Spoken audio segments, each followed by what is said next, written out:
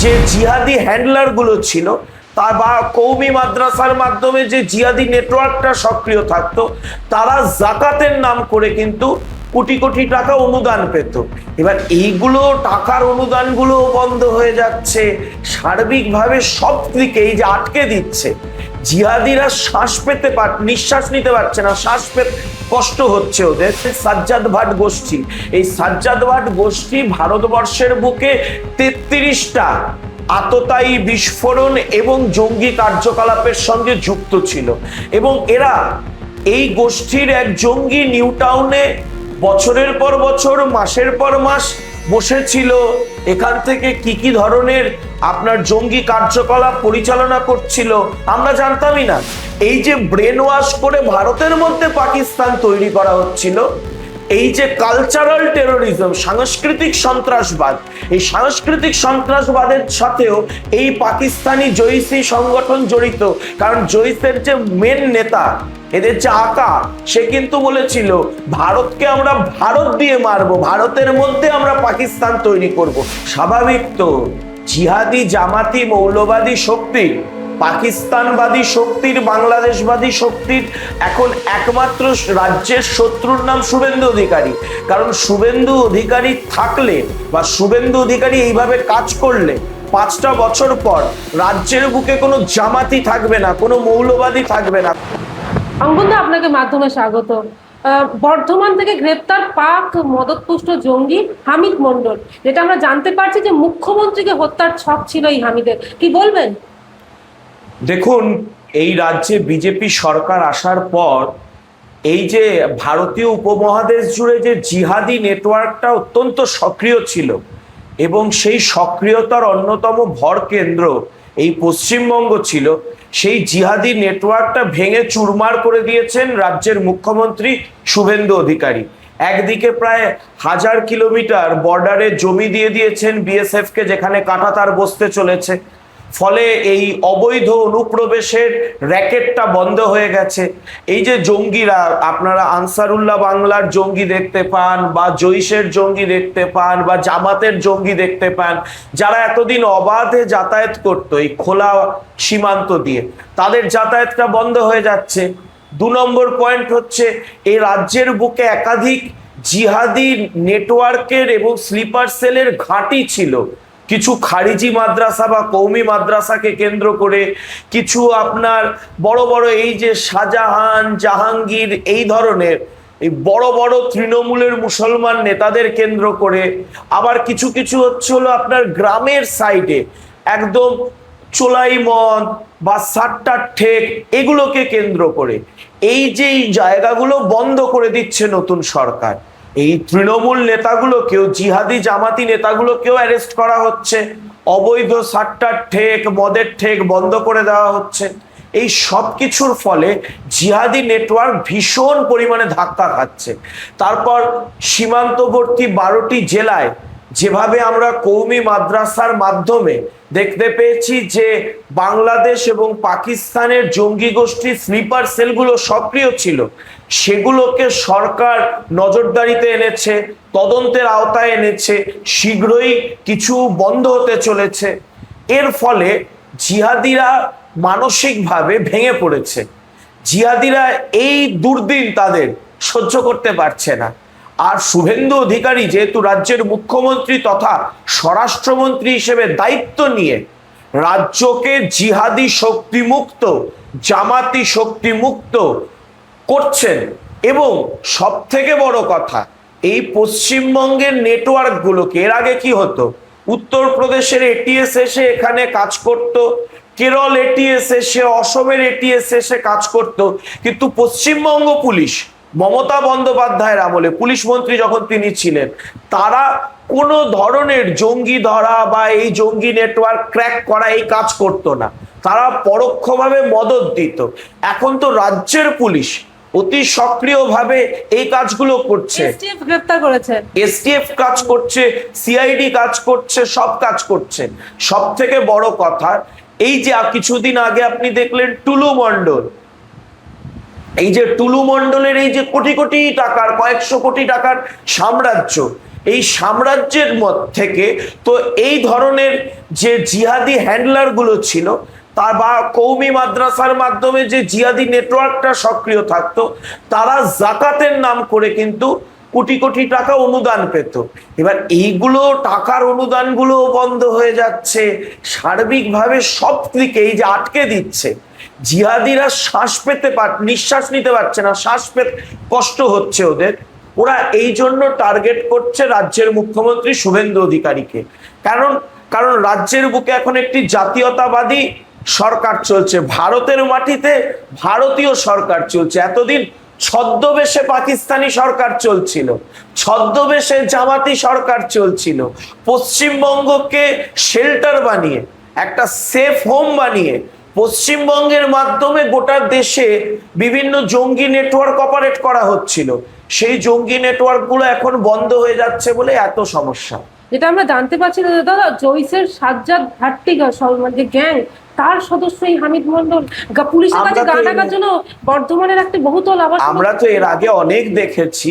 2025 সালে, গত বছরই আমি এই বাংলার মাটি থেকে আমরা সকলে দেখতে পেয়েছি অসম এটিএস এসে 4টে জৈসি মোহাম্মদের জঙ্গিকে গ্রেফতার করেছিল, 4টে জঙ্গিকে গ্রেফতার করেছিল। দুর্ভাগ্যের বিষয় থাকে তখন অসম এটিএস কে আসতে হয়, বাংলার পুলিশ তখন নাকে সর্ষের তেল দিয়ে ঘুমাতো। আমরা বারবার করে বলতাম সমস্যাটা কোনো পুলিশের নয়, সমস্যাটা পুলিশকে পরিচালনা করছে যে তার, অর্থাৎ পুলিশ মন্ত্রী বদলে দিন, আপনি দেখবেন দৃশ্য বদলে গেছে। এখন পুলিশ মন্ত্রী মমতা ব্যানার্জির বদলে শুভেন্দু অধিকারী হয়েছে, আর আপনি দেখতে পাচ্ছেন রাজ্যে জঙ্গিদেরকে ধরছে আমাদের পশ্চিমবঙ্গ সরকারের পুলিশ। আপনি যে বলছেন সাজ্জাদ ভাট গোষ্ঠী, এই সাজ্জাদ ভাট গোষ্ঠী ভারতবর্ষের বুকে 33টা আততায়ী বিস্ফোরণ এবং জঙ্গি কার্যকলাপের সঙ্গে যুক্ত ছিল।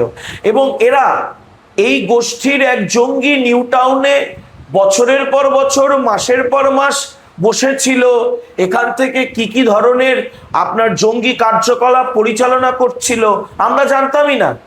মানে এর আগের পুলিশ, এর আগের সরকার এক জঙ্গি পুষতো রীতিমতো, নাহলে তারা তো এই হামিদকে অ্যারেস্ট করতে পারে। রাজারহাটে থাকতো বলে আমি খবর শোনা যায়, বছরের পর বছর থেকেছে এবং না জানি কত বোমা বিস্ফোরণের প্ল্যান করেছে, কিছু হয়তো করে হচ্ছে। এই যে আগে খবর আসতো না, আমরা ভাবতাম যে ও হ্যাঁ, এই যে বাচ্চা ফুটবল ভেবে বোমায় পা মেরে, লাথি মেরে বোমায় বিস্ফোরণে উড়ে গেল, মারা গেল। এই যে একটা বোমা বিস্ফোরণ হতো, ওই রাশিয়া ইউক্রেন যুদ্ধ বা মধ্যপ্রাচ্যের যুদ্ধের মতো রোজ বোমা বিস্ফোরণের কথা শুনতাম আমরা। সেগুলোর পেছনেও তো একাধিক জঙ্গি যোগ পাওয়া গেছে। মানে কোথাও কোনো বাচ্চা গিয়ে ভুলবশত লাথি মেরে বোমায় উড়ে যেত, সেটা আলাদা দিকে, কিন্তু এই বোমাগুলো তো নির্দিষ্ট পরিকল্পনা নিয়ে প্ল্যান্ট হতো, নির্দিষ্টভাবে কার্যকলাপ হতো। এবং সব থেকে বড় কথা, এই জঙ্গিরা ভারতের মধ্যে পাকিস্তান তৈরি করছিল। ভারতের মধ্যে আপনারা দেখেছেন কিছুদিন আগে ছাত্র আন্দোলনের নাম করে একদল মানুষ মুখ্যমন্ত্রী, প্রধানমন্ত্রী, স্বরাষ্ট্রমন্ত্রীর ছবিতে লাথি মারছে, ভারতবর্ষের পতাকাকে পদদলিত করছে, উল্টো করে ধরছে, উল্টো করে ধরাচ্ছে, দিন পা দিয়ে মারাচ্ছে ভারতবর্ষের পতাকা। অথচ তারা ভারতবর্ষের নাকি নাগরিক, ভারতবর্ষের নাকি তারা ছাত্র। এই যে ব্রেন ওয়াশ করে ভারতের মধ্যে পাকিস্তান তৈরি করা হচ্ছিল, এই যে কালচারাল টেরোরিজম, সাংস্কৃতিক সন্ত্রাসবাদ, এই সাংস্কৃতিক সন্ত্রাসবাদের সাথেও এই পাকিস্তানি জৈসি সংগঠন জড়িত। কারণ জৈসের যে মেন নেতা, এদের যে আকা, সে কিন্তু বলেছিল ভারতকে আমরা ভারত দিয়ে মারবো, ভারতের মধ্যে আমরা পাকিস্তান তৈরি করব। সেই কাজেই হামিদ যুক্ত ছিল কিনা, এবং আমি দায়িত্ব নিয়ে বলতে পারি রাজ্যের পুলিশ যদি এবং সিআইডি যদি এই হামিদকে প্রপার ট্রিটমেন্ট দেয়, তাহলে আপনি জানতে পারবেন এই হামিদের নেটওয়ার্কের সাথে কোনো না কোনো তৃণমূলের জিহাদি নেতা যোগসাজশ রয়েছে এবং তার সাথে মিশে হামিদ এই পুরো পরিকল্পনাটা করছিল। যেটা জানা যায়, এই হামিদ ছিল লিঙ্কম্যান, এবং সেই সঙ্গে এর ফোন থেকে যে বিস্ফোরক তথ্য উদ্ধার হয়েছে, যে মুখ্যমন্ত্রী শুভেন্দু অধিকারী তার যে সফরের সমস্ত তথ্য, সেই সঙ্গে গতিবিধি, মানে তিনি কোথায় যাচ্ছেন, এই সমস্ত কিছু এর ফোন থেকে মানে জোগাড় করছিল এই লোকটি। না না, স্বাভাবিক তো জিহাদি জামাতি মৌলবাদী শক্তি পাকিস্তানবাদী শক্তির, বাংলাদেশবাদী শক্তির এখন একমাত্র রাজ্যের শত্রুর নাম শুভেন্দু অধিকারী।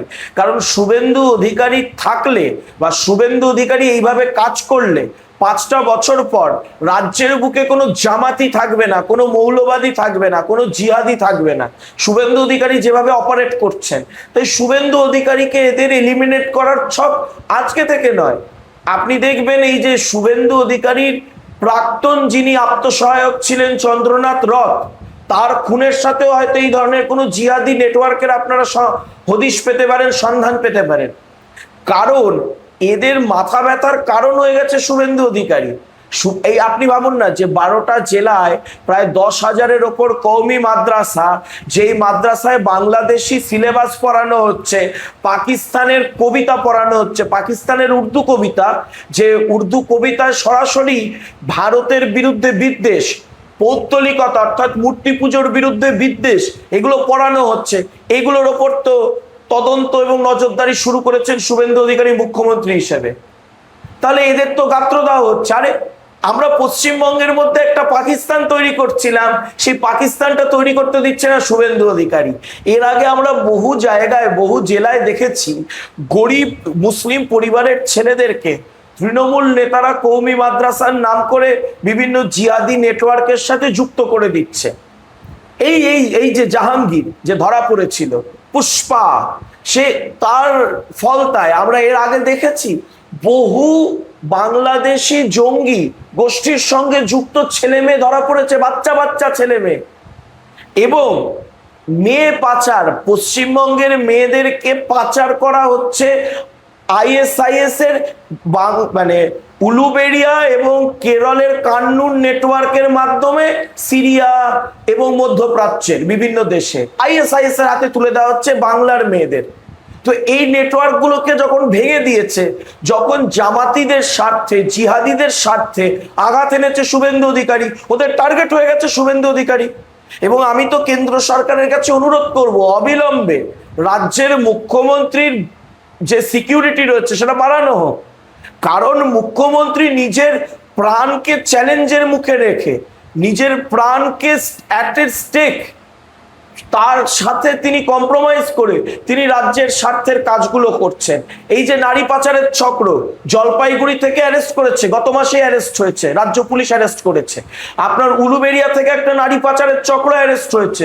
সব থেকে বড় কথা, আপনার কলকাতার শোভাবাজারে, রাজ্যের শহর, রাজ্যের রাজধানীর বুকে যে নারী পাচারের র্যাকেটটা ছিল, সেই শোভাবাজারের র্যাকেটটাও ভেঙে দিয়েছেন রাজ্যের পুলিশ মন্ত্রী এই শুভেন্দু অধিকারী। এর আগে মমতা ব্যানার্জির কাছে খবরগুলো থাকা সত্ত্বেও পোষা হতো এই র্যাকেটগুলোকে রীতিমতো। তখন শশী পাজা ছিলেন এই আপনার এই অঞ্চলটার বিধায়িকা এবং রাজ্যের মন্ত্রী, তিনি বলতেন আমি কিছুই জানি না। অথচ ওই র্যাকেটটাকে ইউজ করে, শোভাবাজার এরিয়ার র্যাকেটটাকে ইউজ করে প্রতি বছর প্রায় 100টা করে মেয়ে পাচার হতো বিদেশে। কোথায় যেত তারা? এই আইএসআইএস এর কাছে চলে যেত বাংলার মেয়ে। সেই র্যাকেটটাকে ভেঙে দিয়েছেন শুভেন্দু অধিকারী। সুতরাং শুভেন্দু অধিকারী, আমি আবারও বলছি, 3 মাসে জিহাদি নেটওয়ার্কের কোমর ভেঙে দিয়েছেন বলে জিহাদি নেটওয়ার্কের টার্গেটে এসে গেছেন শুভেন্দু অধিকারী।